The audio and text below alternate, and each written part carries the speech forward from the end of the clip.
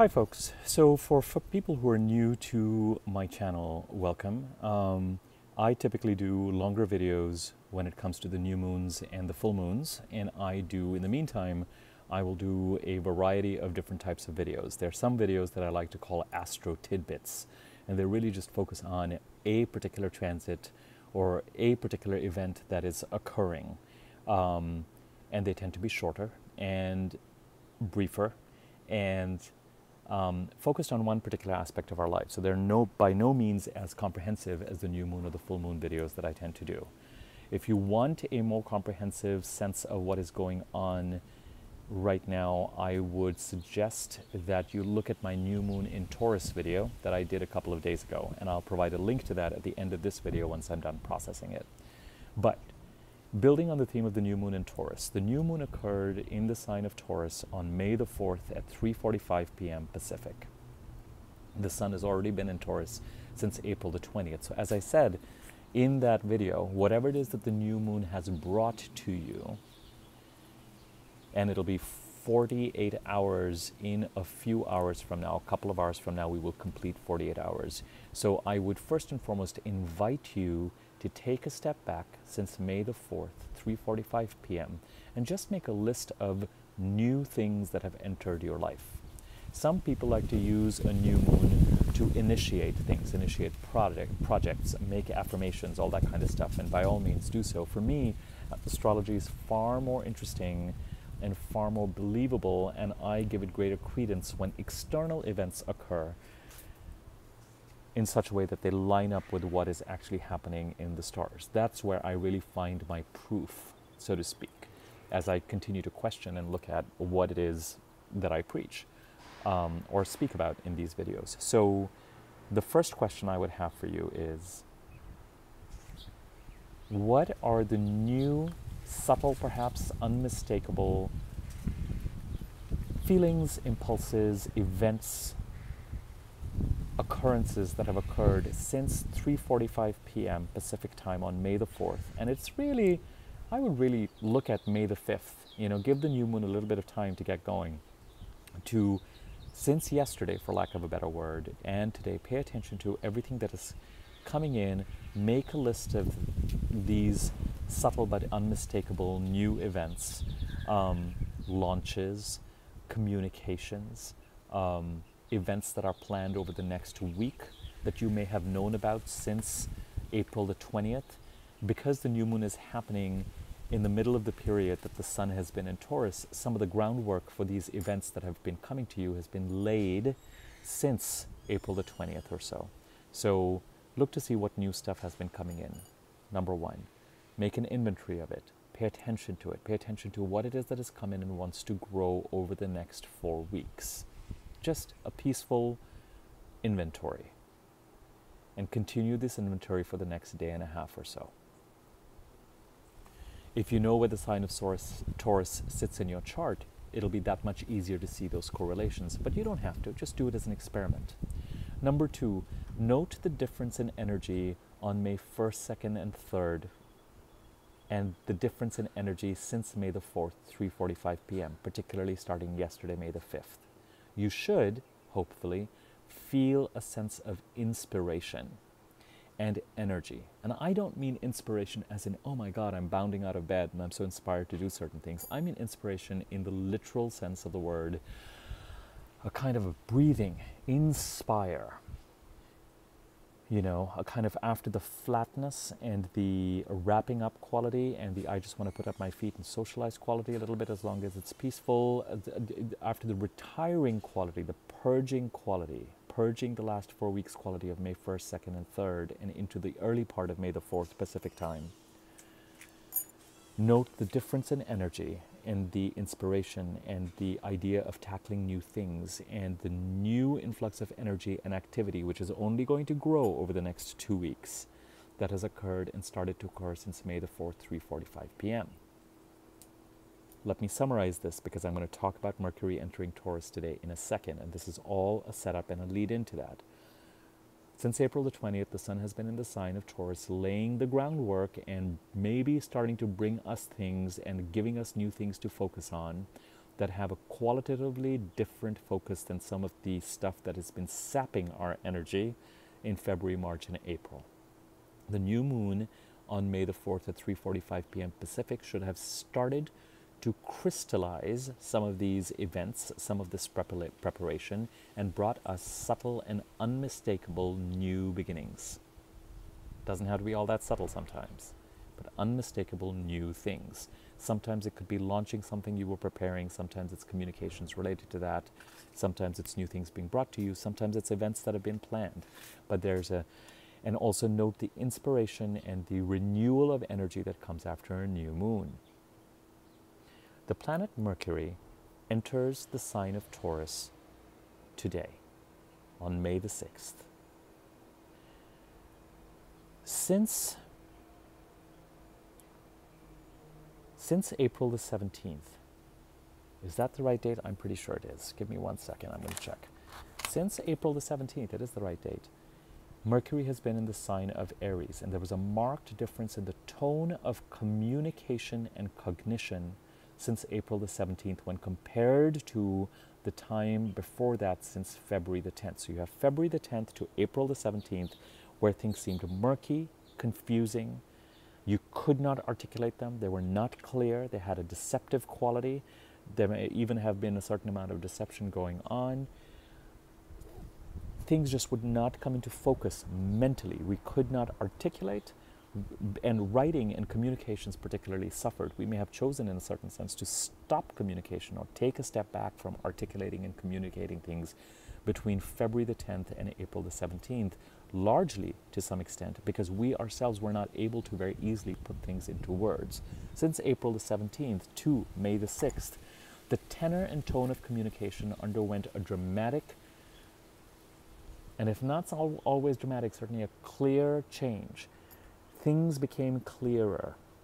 And not only did things become clearer, it was as if things that had been out of focus started to become more and more in focus, and we started to understand what was going on around us and articulate it and put words around it. And the idea of putting words also means that we were communicating clearly, distinctly, and almost to some extent combatively, in defense of our boundaries, shooting those communication arrows, whether verbally or through email or through mail or through letters. There was also perhaps during that time an increase in using technology, social media, to put certain things in place. We went from a place of murky and unclear and indistinct communication in February, March, and early April to clear, distinct, and directed communication in defense of our boundaries, perhaps at the expense of certain relationships, between April the 17th and May the 6th. Now, Mercury entering the sign of Taurus means that the quality of the communications now that are going to be going out will be related to the groundwork in a completely different part of your chart that has been in place since April the 20th, since the Sun's entry into Taurus, and particularly related to some of the things that have been happening and coming into focus since May the 4th, 3:45 p.m. Pacific. So the new moon happened on May the 4th. May the 6th, Mercury comes in, and all this new stuff, this is why I said, take a step back and make a list of things that you've been considering or that have started to be birthed, that have started after the new moon on May the 4th at 3:45. And note, with astrology, I will tell you where it is I think you should take action, but with astrology and with astrology videos and whatever astrologers are telling you, just pay attention to test them. Is this true?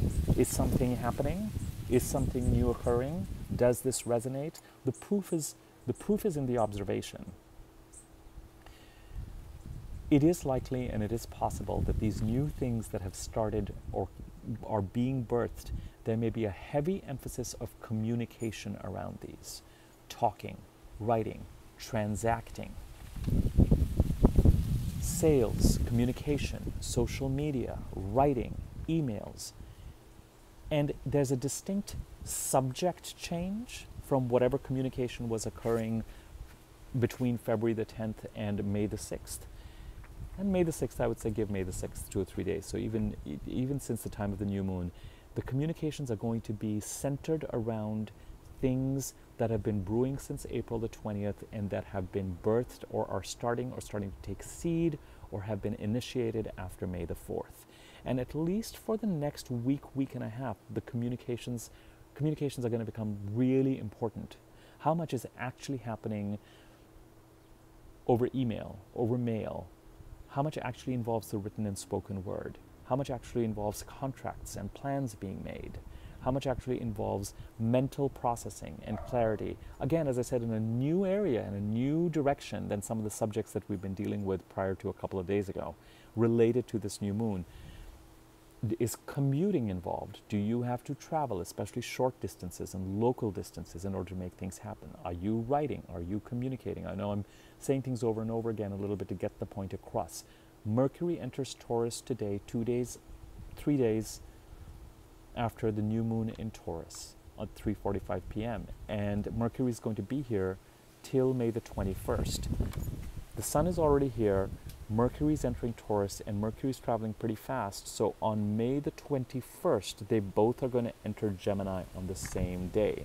As Mercury gets closer and closer to the sun, it loses some of its power. The sun is so bright that any planet that gets close to the sun gets kind of burned off by it. And so the next week, week and a half are ideal times where you can notice and see whether there's an increase in communication, commuting, and transactions, particularly around things that have started around the new moon on 3:45 p.m. May the 4th. And I would say also line up your own communication ducks and start to get some messages out. In many respects, when it comes to wherever Taurus sits in your chart, or when it comes to thematically the new things that have either manifested, even if they were in the works and being planned since April the 20th, the new things, this new energy that has come in over the past 48 hours, see if there are communications. Some of this is going to happen naturally. Mercury is going to bring this to you. And some of it, work with the energy proactively. Where are those texts and emails and phone calls, and who do you want to reach out to, and what do you want to build that is thematically linked to some of the things that have come into your life, or the inspiration or new energy that has entered your life since May the 4th, 3:45 p.m. Pacific time. Okay, think about that. Maybe line up some of these communications and get ready to send them out. I would take advantage of Mercury being in Taurus and entering this new part of the chart and facilitating communications occurring around these things that have been brewing since April the 20th, but particularly have come into manifestation focus since May the 4th, particularly on May the 5th, and will continue today and maybe to some extent tomorrow. Think about what these are thematically and line up those ships so that they can start to go out over the next week, week and a half. The closer you get to May the 21st, the weaker Mercury is going to get, even though it's traveling fast. Venus will come into this part of the chart on May the 15th, and that will help you even more in terms of manifesting things related to this part of the chart where Taurus sits. Mercury in Taurus tonally has a very different quality than Mercury in Aries, where it was just recently, since April the 17th to May the 6th. In Aries, as I said, we were shooting those communicating arrows. They were clearer. There was a marked change in difference between our ability to process things and verbalize them, whether in writing or verbally. Mercury in Taurus is going to have a stabilizing focus. It is going to be related to different things than the communications prior to today, or prior to a couple of days ago even. But whatever the communication, whatever the subject matter, Mercury in Taurus is likely to have a more deliberate quality, a more stabilizing quality, perhaps in certain cases a more nurturing quality, whether it is nurturing to yourself or nurturing to others, perhaps a more financial quality related to resources, abundance, finances, sales, transactions, related to homes and property to some extent, related to the finer things in life, luxuries.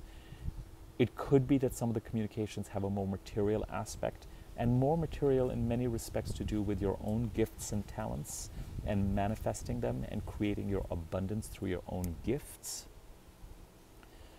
So not only will the communication likely be related to events brewing since April the 20th that have come into focus since May the 6th? There could also be a shift tonally in all communications, where the shift has gone from active hitting bullseyes and defending of boundaries to stability and nurture and abundance and financial security.